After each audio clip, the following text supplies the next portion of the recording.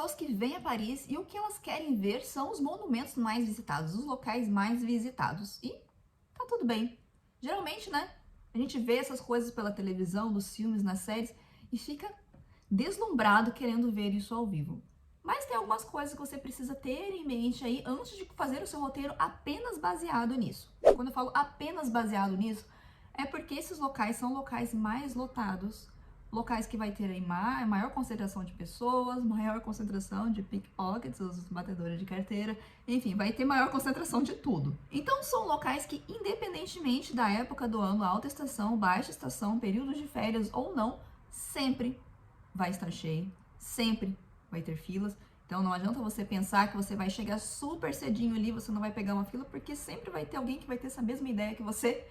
E sim, você pode ali passar um bom tempo na fila, se você não pegar o seu ingresso antecipado, ou às vezes em períodos de forte concentração de pessoas mesmo, muito turista, os tickets podem até acabar, né? Porque se tiver muita gente, às vezes eles podem acabar fechando o monumento, ou existem locais que têm aí um limite de pessoas, por exemplo, nas catacumbas de Paris, tem um limite de pessoas que podem entrar, e passando aquele limite, eles precisam esperar que as pessoas saiam para poder entrar novas pessoas. Então, a fila geralmente nesses locais é maior. E o que eu indico para você se você quer apenas ir nesse tipo de local? Eu indico que você não coloque muitos passeios no mesmo dia, pelo motivo aí óbvio, né, que vai demorar muito entre um passeio e outro. Então você não vai chegar na Torre Eiffel, já vai subir, mesmo que você já tenha comprado seu ticket, você vai chegar, vai botar ali, vai dar seu ticket, vai subir, vai olhar ali, passar seu tempo ali, vai descer e vai embora. Não vai funcionar assim. Você vai passar por um controle de segurança, 2 controles de segurança, depois você vai fazer a sua fila ali, tem fila também,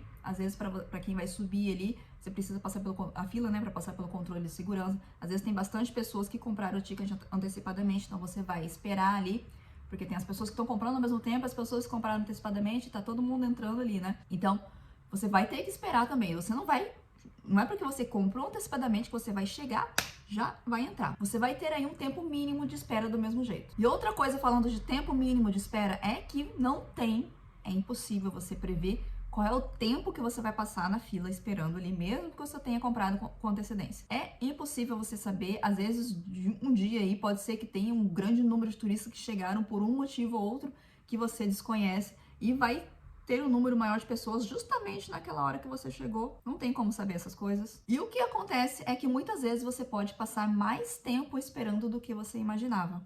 E aí o que acontece? Se você colocar outra atração logo atrás, vai acabar atropelando tudo, né? Vai ficando tudo atropelado. Pode ser que você perca mesmo dinheiro, né? Porque se você comprar um ticket antecipado e não for, eles não vão te reembolsar.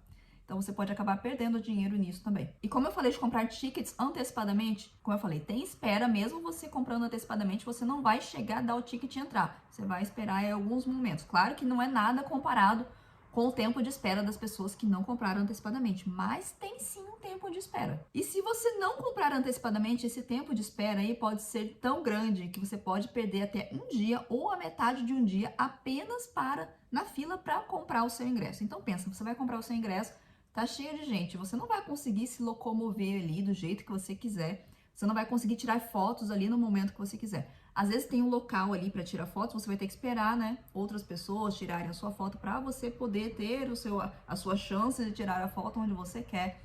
Então, não é bem assim, tá? Não é porque você chegou ali, você entrou, você já vai fazer tudo que você quer e vai embora. O elevador também, por exemplo, locais que tem elevador, como na Torre Eiffel, o elevador tem uma capacidade máxima, né? Então, ele sobe, ele vai ao primeiro andar, depois ele vai no segundo andar, depois ele vai lá no topo e depois ele vai descendo.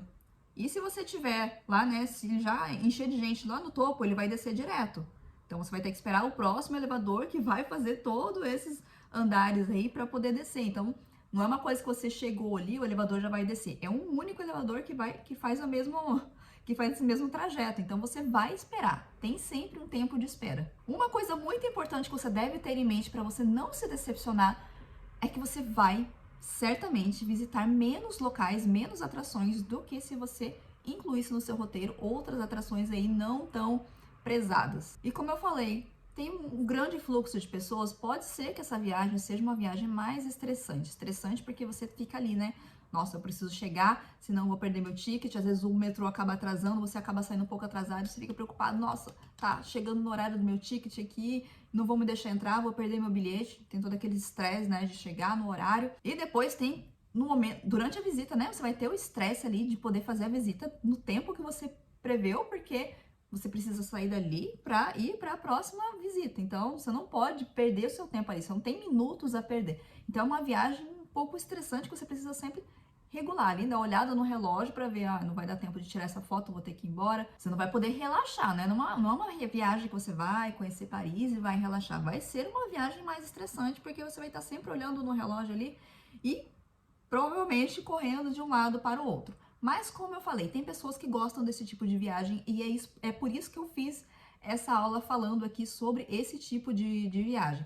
Mas, como eu falei, existem todos esses prós e contras aí que você deve levar em consideração, levando também em consideração a sua vibe, o seu perfil, ver se realmente isso se encaixa no seu perfil. Se você for uma pessoa viajando com pessoas que têm dificuldade de locomoção, com crianças, esse certamente não é o tipo de viagem que você deve fazer, porque você já sabe, né? Criança, a gente não consegue sair no horário. A criança sempre tem ali um problema ou outro, tem uma birra ou outra que você vai ter que solucionar ali e você vai perder tempo, né? Tempo que você deveria sair, já ter saído, você vai perder tempo.